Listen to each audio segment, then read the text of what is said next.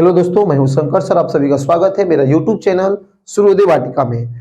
आज हम आप लोगों को संज्ञा पढ़ाएंगे। ठीक है, संज्ञा किसे कहते हैं, संज्ञा के पांचों भेद और पांचों भेद के परिभाषा। ठीक है, देखिए सबसे पहले हम लोग समझेंगे कि संज्ञा किसे कहते हैं। तो हम लोग लिखेंगे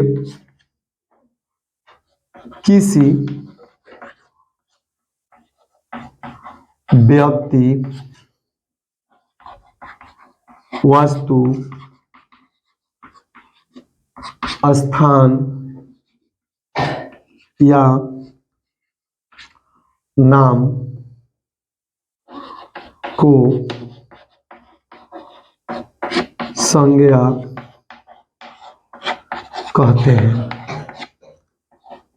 जैसे राम, किताब, पटना। देखिए यहाँ पे लिखे कि संज्ञा किसे कहते हैं। तो किसी व्यक्ति, वस्तु, स्थान या नाम को हम लोग संज्ञा कहते हैं। जैसे राम, किताब और पटना। जैसे देखिए कोई भी व्यक्ति हो, कोई वस्तु हो, कोई स्थान हो या उसके नाम को हम लोग क्या कहते हैं, संज्ञा कहते हैं। जैसे में राम एक आपका नाम हो गया, किताब जो है आपका एक वस्तु हो गया और पटना जो है एक स्थान हो गया। ठीक है, अब हम लोग यहाँ पे पढ़ेंगे संज्ञा के 5 भेद होता है। संज्ञा के 5 भेद होता है। पहला है आपका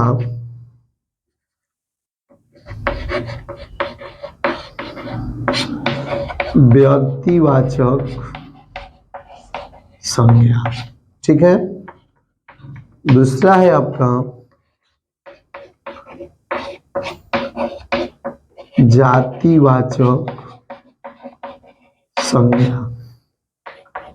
तीसरा है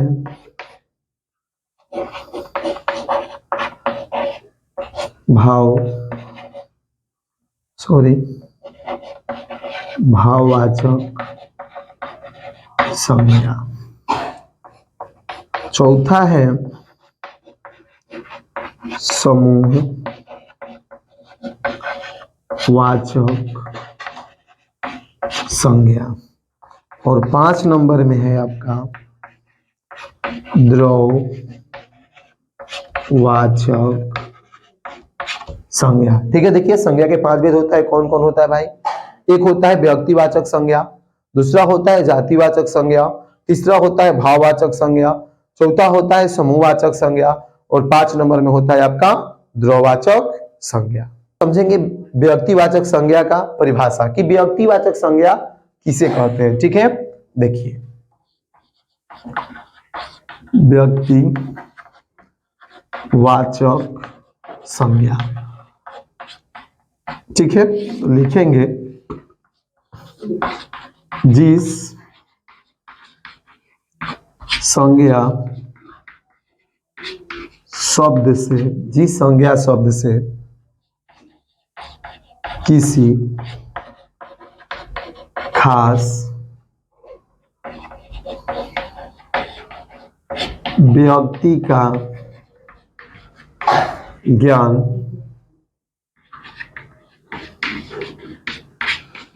होता है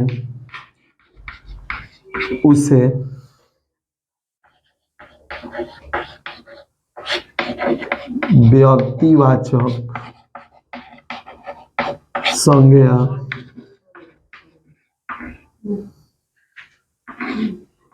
व्यक्तिवाचक संज्ञा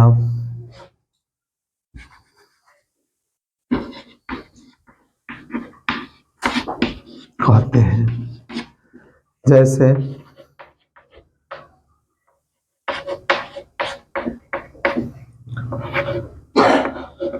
राम, श्याम,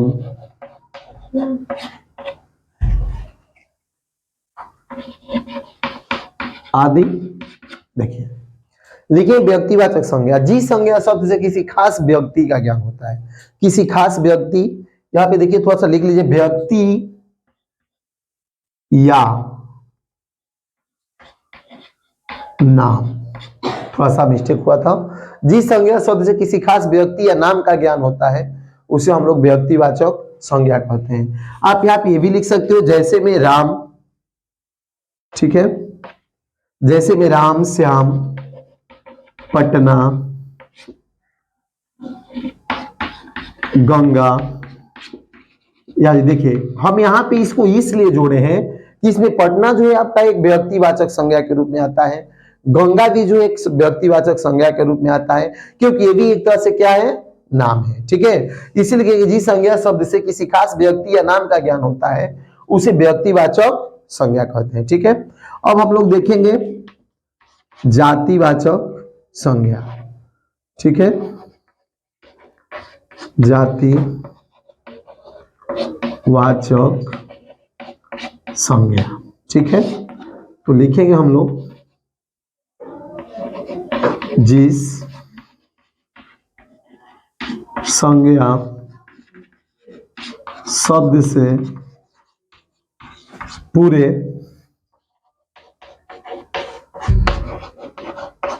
जाति भर का ज्ञान होता है उसे जातिवाचक संज्ञा कहते हैं। जैसे लड़का, लड़की, गाय, बैल आदि। देखिए अब हमें समझना है जातिवाचक संज्ञा, यानी कि जिस संज्ञा शब्द से पूरी जाति भर का ज्ञान होता है उसे हम लोग जातिवाचक संज्ञा कहते हैं, जैसे लड़का, लड़की, गाय, बैल। अब लड़का जब हम लोग कहते हैं तो केवल इसे लड़के जाति का बोध होता है, और लड़की कहते हैं तो केवल लड़की जाति का बोध होता है, गाय कहते हैं तो केवल गाय जाति का बोध होता है, और बैल कहेंगे तो बैल जाति का बोध होगा। यानी कि जिस संज्ञा शब्द से हमें पूरी जाति भर का ज्ञान होता है उसे हम लोग जातिवाचक संज्ञा कहते हैं।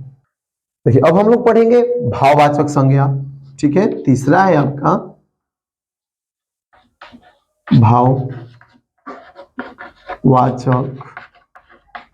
संज्ञा, ठीक है। देखिए हम लोग समझेंगे जिस संज्ञा शब्द से, जिस संज्ञा शब्द से भाव या गुण का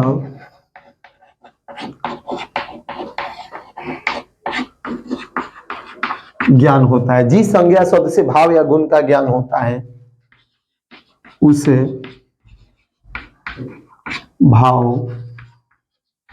भाववाचक संज्ञा कहते हैं। भाववाचक संज्ञा कहते हैं। जैसे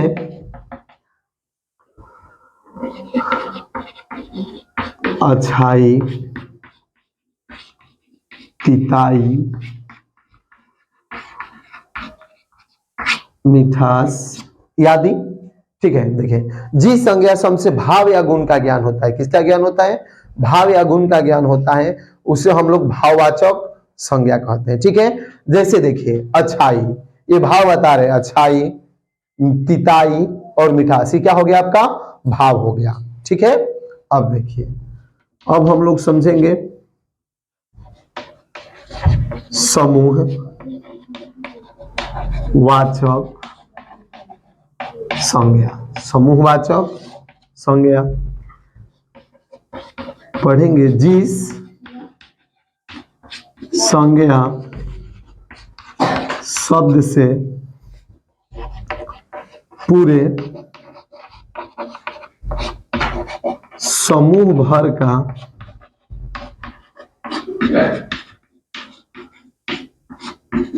ज्ञान होता है। जिस संज्ञा शब्द से पूरे समूह भर का ज्ञान होता है उसे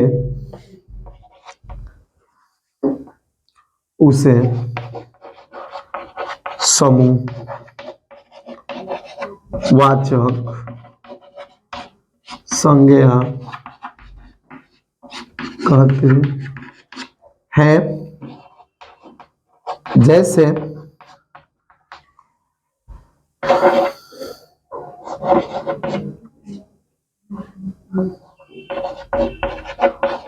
कोचिंग,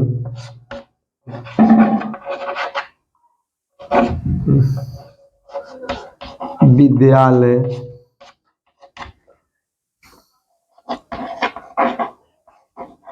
मेला, बाजार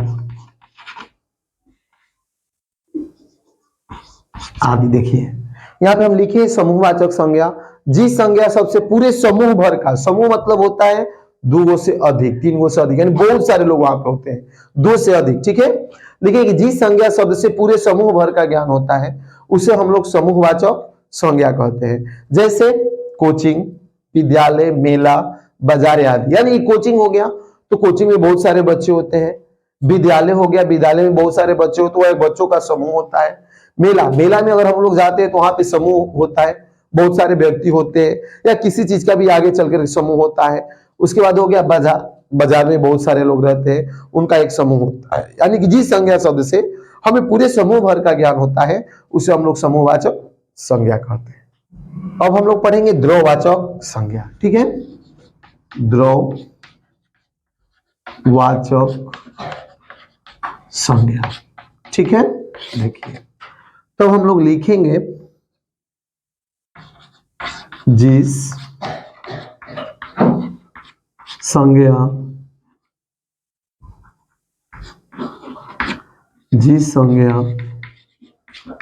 शब्द से,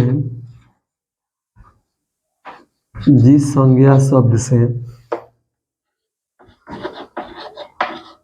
नापने और तौलने का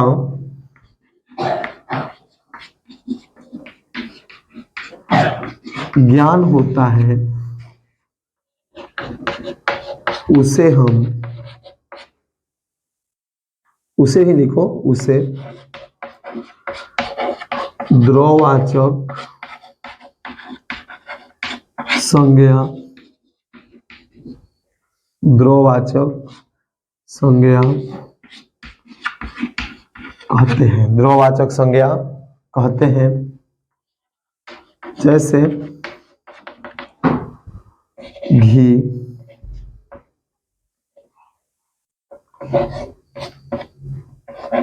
तेल, चावल आदि, ठीक है। देखिए यहाँ पे लिखिए द्रववाचक संज्ञा, यानी कि जिस संज्ञा शब्द से हमें नापने और तौलने का ज्ञान होता है उसे हम लोग द्रववाचक संज्ञा कहते हैं। जैसे में हम लिखे हैं घी, तेल, चावल आदि। यानी घी जो है आप उसे नाप सकते हैं, जोक सकते हैं, तौल सकते हैं। तेल भी है उसे हम लोग नाप सकते हैं, चावल है उसे हम लोग क्या कर सकते हैं, तौल सकते हैं। यानी कि जिस संज्ञा शब्द से हमें नापने और तौलने का ज्ञान होता है उसे हम लोग द्रववाचक संज्ञा कहते हैं, ठीक है। अगले वीडियो में हम आप लोगों को बताएंगे संज्ञा को चुनने के लिए, ठीक है। इस तरह के अनेक प्रकार को वीडियो को देखने के लिए आप लोग हमारा जो यूट्यूब चैनल है सूर्योदय वाटिका, उसे आप लोग सब्सक्राइब कीजिए, लाइक कीजिए और शेयर कीजिए। Thank you.